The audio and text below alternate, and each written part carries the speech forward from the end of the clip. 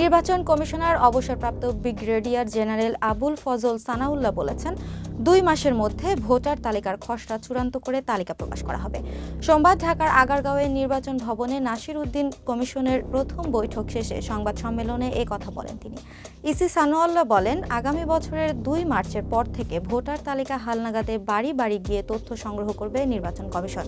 হালনাগাদকৃত এসব ভোটার 2026 সালের নতুন ভোটার হিসেবে যুক্ত হবে। এদিকে ভোটার তালিকা আইন অনুযায়ী নিয়মতান্ত্রিকভাবে নির্বাচন কমিশনের সংগ্রহে থাকা তথ্যের ভিত্তিতে জানুয়ারির 2 তারিখ থেকে মার্চের 2 তারিখ এদিকে ভোটার তালিকা আইন অনুযায়ী নিয়মতান্ত্রিকভাবেই নির্বাচন কমিশনের সংগ্রহে থাকা তথ্যের ভিত্তিতে জানুয়ারির 2 তারিখ থেকে মার্চের 2 তারিখের মধ্যে ভোটার তালিকার খসড়া ও চূড়ান্ত তালিকা প্রকাশ করা হবে। ইসি সামরিকদের বলেন, নতুন ভোটার হিসাবে যুক্ত হওয়ার জন্য তাদের কাছে 17 লাখ নাগরিকের তথ্য সংগ্রহ রয়েছে। এসব নাগরিক 1 জানুয়ারি ভোটার তালিকায় যুক্ত হবে।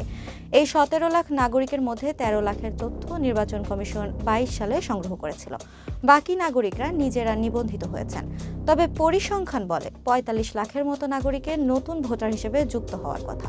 সেই হিসেবে 27 থেকে 28 লাখ নাগরিক নিবন্ধিত হননি, কিন্তু তারা ভোটার হওয়ার যোগ্য।